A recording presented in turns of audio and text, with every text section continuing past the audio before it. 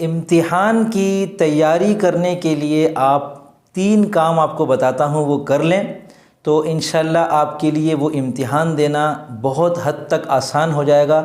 ہم جتنا پریشان ہوتے ہیں، سوچتے ہیں کہ یار امتحان سر پر ہے، کیا کریں کیا کریں کیا کریں، یہ سوچنے میں ہم 1 ڈیڑھ مہینہ نکال دیتے ہیں اور پھر 1 ڈیڑھ ہفتہ امتحان میں رہ جاتا ہے اور 1 ڈیڑھ ہفتے میں امتحان کی تیاری ہو نہیں پاتی۔ آپ پوری رات ایک کتاب پہ لگا دیتے ہیں، تو جو کتاب آپ نے پورے سال نہیں سمجھی وہ ایک رات میں آپ کیسے سمجھ سکتے ہیں؟ تو آج آپ کو میں جو میرا اپنے سابقہ تجربات ہیں ان کی روشنی میں آپ کو بتاتا ہوں کہ آپ 3 کام کر لیں تو انشاءاللہ آپ کے لیے امتحان دینا، سالانہ امتحان ہو خاص طور سے اور درس نظامی کا ہو، تو وہ آپ کے لیے بہت حد تک آسان ہو جائے گا، معاملہ آپ کا کسی حد تک قابو میں آ جائے گا انشاءاللہ۔ تو اس ویڈیو میں آپ کو 3 کام انشاءاللہ یہ والے بتاؤں گا، دھیان سے سنیے گا اور اس پر ضرور عمل کیجیے گا، انشاءاللہ بہت فائدہ ہوگا آپ کو۔ إنا جعلناه قرآنا عربيا لعلكم تعقلون۔ بسم اللہ الرحمن الرحیم۔ السلام علیکم ورحمۃ اللہ وبرکاتہ۔ میں محمد اسامہ سرسری۔ دیکھیں، سب سے پہلے تو نبی علیہ السلام کی سنت مبارکہ ہے، کان رسول اللہ صلی اللہ علیہ وسلم اذا حزبہ امر فزع الی الصلاۃ، کہ سرکار دو عالم خاتم النبیین حضرت محمد مصطفیٰ صلی اللہ علیہ وآلہ آلہ وسلم کو جب کوئی مشکل امر پیش آتا تھا تو آپ نماز کی طرف متوجہ ہوتے تھے۔ تو پہلا کام تو آپ یہ کریں کہ صلاۃ الحاجات کی نیت سے 2 رکعت پڑھیں اور اللہ تعالیٰ سے دعا مانگیں کہ اے اللہ، ایک امتحان کی گھڑی سر پر آئی ہوئی ہے، اس کی تیاری میں میری مدد فرما۔ ہم کیا دعا مانگتے ہیں؟ اللہ اس امتحان میں ہم کو کامیاب کر دے، یعنی ہمیں صرف نمبر چاہیے ہوتے ہیں کہ بس کسی طریقے سے نمبر مل جائے۔ بھئی پہلے اللہ تعالیٰ سے یہ مانگو کہ اے اللہ، اس امتحان دینے کے مجھے قابل بنا دے،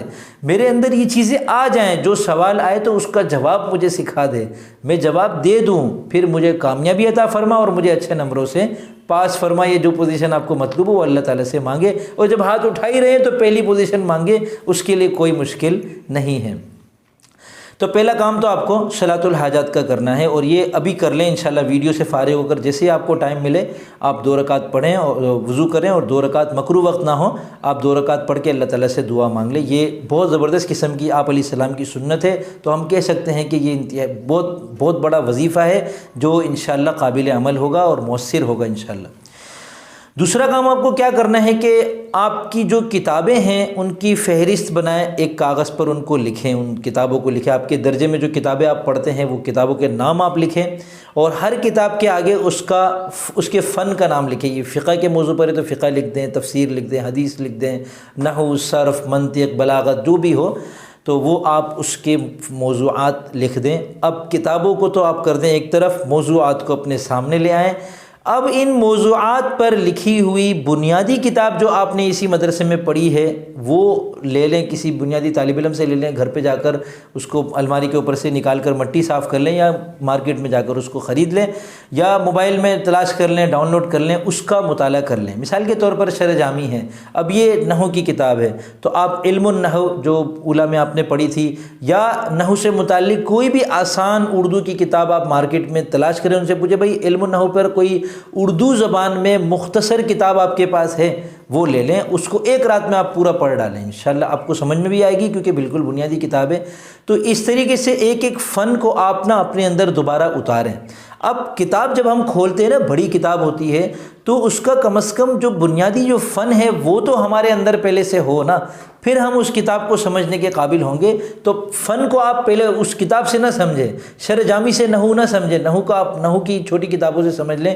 تحفہ نحو ایک کتاب آتی ہے، علم النحو نام کی کتابیں آتی ہیں، میرے کورسز موجود ہیں، وہ دیکھ لیں، تو نحو کو آپ سمجھ لیں گے۔ نحو سمجھنے کے بعد جب آپ شرح جامی کھولیں گے تو آپ کو پتہ چلے گا نا کہ چلو نحو تو مجھے سمجھ میں آتی ہے، بھائی مبتدا مرفوع ہوتا ہے، لیکن یہ جو عبارت ہے جس کے اندر مبتدا کے مرفوع ہونے کا ذکر ہے، اس عبارت کو حل کرنا، یہاں پر اعتراض کے جواب دے رہا ہے، یہ تو پھر بات کی باتیں ہوتی ہے نا۔ آدمی کو یہی نہیں پتہ کہ مبتدا مرفوع ہوتا ہے تو اس کا مطلب کیا ہے، تو وہ مبتدا کے اوپر کیے جانے والے اعتراضات اور مرفوع پر کیے جانے والے اعتراضات کو کیا سمجھے گا پھر وہ۔ تو پھر آپ دوسرے نمبر پر آپ کا کام کیا ہے کہ اپنی ہر کتاب کا متعلقہ جو موضوع ہے اس فن کی بنیادی کتاب جو آپ نے پڑھ لی ہے یا آسان کتاب اردو میں کہیں سے بھی تلاش کر کے اس کو پڑھ لیں اچھی طرح۔ یہ آپ کا دوسرا کام ہے، یہ تھوڑا سا لمبا ہے لیکن یہ دلچسپ ہے، اس کو کرتے ہوئے آپ اپنے آپ کو بڑا محسوس کریں گے، دل آپ کا کھلے گا، آپ کو پتہ چلے گا دنیا میں ہو کیا رہا ہے، مدرسے میں ہو کیا رہا ہے۔ اب تک غافل تھے، اپنی کسی اور دنیا میں لگے ہوئے تھے، آتے تھے سبق پڑھتے تھے چلے جاتے تھے، اگلے دن اگلا سبق، پچھلے سبق کا پتہ ہی نہیں ہوتا تھا۔ تو یہ جو پورا زنگ لگا ہوا ہوتا ہے نا، یہ پورا صاف ہو جائے گا انشاءاللہ۔ تیسرا کام آپ کو کیا کرنا ہے، آپ نے فن سمجھ لیا، اب شرح جامی کھولی آپ نے، وہ تو عربی میں لکھی ہوئی ہے، آپ نے فقہ سمجھ لی، آسان تعلیم الاسلام پڑھ لی، اور کنز الدقائق کا امتحان دینا ہے، میرے کہنے پر آپ نے تعلیم الاسلام پڑھ لی ہے، فقہ کی کوئی بیشتی زیور، مسائل بیشتی زیور پڑھ لی، اب آپ کنز الدقائق کو حل کرنا چاہ رہے ہیں، اس کا امتحان دے رہے ہیں، شرح وقایہ ہے اس کا امتحان دے رہے ہیں، ہدایہ ہے، تو فقہ تو آپ نے پڑھ لی لیکن وہ کتاب تو عربی میں لکھی ہوئی ہے۔ تو اب آپ کا تیسرا کام آپ کو یہ کرنا ہے کہ آپ کو عربی، نحو، صرف ان کو پڑھنا ہے، ان کی مشق کرنی ہے۔ دورہ صرف و نحو کہیں ہو رہا ہو وہاں داخلہ لے لیں، لیکن وہاں پھر لمبا ہو جائے گا۔ دیکھیں پھر جب کوئی نصابی چیز بن جاتی ہے نا تو دلچسپی ختم ہو جاتی ہے۔ آپ اس کو اپنے طور پر پڑھیں، اپنے طور پر کتابیں لیں، نحو اور صرف کی کتابیں لیں، خوب مشق کریں اس کی، اس کو پڑھیں پہلے، اور پھر روزانہ کسی ساتھی کے ساتھ بیٹھ کر قرآن کریم کھولیں اور اس سے مشق کریں۔ قرآن کریم کے ہر لفظ پر پوری نحو گھمائیں، پوری صرف گھمائیں، الحمدللہ رب العالمین الحمد کے اوپر پوری نحو گھمائیں کہ یہ اسم فعل حرف میں سے کیا ہے، اس میں تو اس کی علامت کیا ہے، الف لام ہے، پھر اسم کی یہ دو قسمیں، مذکر مؤنث میں سے کیا ہے، مذکر ہے کیوں، کیسے پتہ چلا، مؤنث کیوں نہیں ہے، کیونکہ مؤنث کی 4 علامتیں ہوتی ہیں، چاروں میں سے کوئی بھی نہیں پائی جا رہی، وہ 4 علامتیں یاد کر لیں، 2 تا ہیں 2 الف ہے، میں اس طریقے سے سمجھایا کرتا ہوں۔ اسی طرح یہ واحد تثنیہ جمع میں سے کیا ہے، واحد ہے، تو تثنیہ کیوں نہیں ہے، جمع کیوں نہیں ہے، کیونکہ تثنیہ کے آخر میں الف نون آتا ہے، یا نون آتا ہے، جمع کے اوزان مخصوص ہیں وہ نہیں ہے اس کے اندر۔ متمکن غیر متمکن میں سے کیا ہے، متمکن ہے، تو غیر متمکن کیوں نہیں ہے، کیونکہ اس کی 8 قسمیں ہیں، 8 قسموں کے الفاظ مخصوص ہے، یہ ان میں سے نہ ضمیر ہے نہ اسم اشارہ وغیرہ۔ تو اس طریقے سے آپ ایک ایک لفظ پر پوری نحو گھمائیں، پھر پوری صرف گھمائیں کہ یہ 14 صیغوں میں سے کیا ہے۔ صرف گھمانا تو بہت آسان ہے، آپ کو 4 سوالوں کے جواب دینے ہوتے ہیں کہ یہ 14 صیغوں میں سے کون سا صیغہ ہے، اور پھر ابواب میں سے یہ کون سا باب ہے، اور پھر 7 اقسام میں سے نہیں صیغہ کون سا ہے، گردان کون سی ہے، باب کون سا ہے، 7 اقسام میں سے کیا ہے۔ مثلا ضربہ ایک صیغہ ہے، 14 صیغوں میں سے یہ پہلا صیغہ ہے واحد مذکر غائب، اور گردانوں میں سے یہ فعل ماضی مطلق مثبت معروف کی گردان ہے، اور ابواب میں سے یہ باب ضرب یضرب ہے، اور 7 اقسام میں سے یہ صحیح ہے۔ اور پھر ہر ایک میں سوال کرے کہ کیوں، کیسے پتہ چلا۔ تو یوں جب آپ کو جواب مل جائے گا، نہ ملے کسی سے پوچھ لیں، کسی ماہر طالب علم سے پوچھ لیں، تو یوں آپ عربی، صرف اور نحو کی اپنی کمزوری دور کریں، اس کی مشق کریں۔ یہ تیسرے کام میں مشق شامل ہے کہ آپ اس کی مشق کریں، اور مشق قرآن کریم سے کریں، کسی کے ساتھ بیٹھ کے کریں۔ اور صرف کی مشق کرنی ہے تو میری ایپ حاضر ہے، صرفی ایپ ہے، وہ آپ سے صیغہ پوچھے گی، اس کے اندر آپ کو یہ چاروں جواب دینے ہوں گے، پھر اگلا صیغہ پوچھے گی، آپ اس سے 100 صیغوں کی مشق کریں، 1000 صیغوں کی مشق کریں، لیکن کر لیں۔ یہ کرنے کا فائدہ کیا ہوگا کہ جب آپ شرح جامی کھولیں گے، کنز الدقائق کھولیں گے، تو اب عربی کے جو الفاظ آئیں گے، اب لکھا ہوا ہوگا قالا، تو آپ کو پتہ ہے نا قالا کا مطلب ہے اس نے کہا، واحد مذکر غائب کا صیغہ ہے، قالا یقول سے ہے، تعلیل ہوئی ہے اس کے اندر۔ تو اگر بالفرض اس امتحان میں قالا کی عبارت لکھی ہوئی ہے، قالا کے اوپر لکیر کھینچی ہوئی ہے، اور سوال میں لکھا ہوا خط کشیدہ لفظ کی صرفی نحوی تحقیق کریں، تو آپ کا یہ سوال حل ہو چکا ہے، کیونکہ صرف اور نحو کی آپ نے خوب مشق کر لی ہے۔ تو یہ 3 کام آپ کو کرنے ہیں۔ صلاۃ الحاجت پڑھنی ہے، نمبر 2 ہر کتاب کے فن اور موضوع کا مطالعہ کرنا ہے، نمبر 3 اپنی عربی کمزوری کو دور کرنا ہے،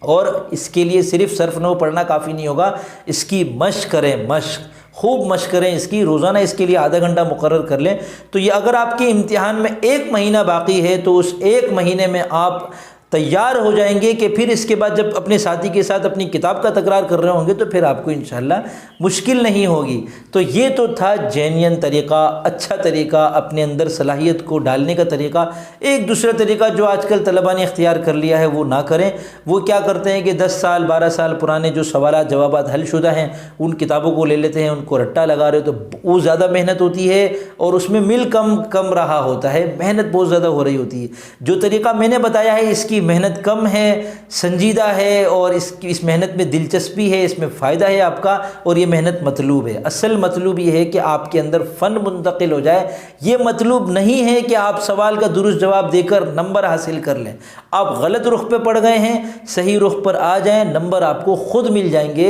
پوزیشن آپ کو مل جائے گی۔ نہ بھی ملے تو جو پورے درس نظامی میں اول دوم سوم آتے ہیں وہ فارغ التحصیل ہونے کے بعد ان لوگوں کے برابر ہوتے ہیں جنہوں نے پوزیشن حاصل نہیں کی ہوتی۔ تدریس دونوں ڈھونڈ رہے ہوتے ہیں، کاروبار دونوں ڈھونڈ رہے ہوتے ہیں، معاش میں دونوں لگے ہوئے ہوتے ہیں۔ اصل تو بھائی اللہ تعالیٰ کا تعلق ہے اور صلاحیت ہے۔ صلاحیت سے کیا فائدہ ہوتا ہے کہ بعد میں قرآن کریم سے انس، لگاؤ اور تعلق برقرار رہتا ہے، تحقیق کا مادہ پیدا ہوتا ہے، اور آپ حدیثیں پڑھ رہے ہوتے ہیں، عالم بننے کے بعد اپنے شوق سے پڑھ رہے ہوتے ہیں، تدریس کرنا آپ کے لیے آسان ہوتا ہے، اور آپ کو یہ ساری چیزیں آپ کو سمجھ میں آ رہی ہوتی ہیں، اور سب سے بڑی بات اللہ تعالیٰ کا تعلق آپ کو نصیب ہو رہا ہوتا ہے۔ قرآن کریم پڑھ رہے ہوتے ہیں، نماز پڑھ رہے ہوتے ہیں، اس کے اندر ہم کو قرآن سمجھ میں آ رہا ہوتا ہے، تو ہمیں مزہ آ رہا ہوتا ہے، لطف آ رہا ہوتا ہے، ایک ایک صیغہ ہم نے حل کیا ہوا ہوتا ہے قرآن کریم کا، ہم نے 8 سال 10 سال یہاں لگائے ہوئے ہوتے ہیں، تو یہی چیزیں بعد میں ہمارے لیے، ہمارے اللہ تعالیٰ کو قریب کرنے کا ذریعہ بن رہی ہوتی ہیں۔ تو امید کرتا ہوں آپ کو بہت فائدہ ہوا ہوگا انشاءاللہ۔ تھوڑی سی ویڈیو طویل کر دی میں نے، لیکن میں یہ چاہتا ہوں کہ آپ امتحان میں پاس ہوں، لیکن درست طریقے سے۔ آپ نے امتحان بھی دے دیا، پاس بھی ہو گئے، لیکن غلط طریقے سے ہوئے تو آپ کو منزل نہیں ملی، یہ یاد رکھیے گا، جو مطلوب تھا وہ حاصل نہیں ہوا۔ اب اجازت دیجیے، فی امان اللہ۔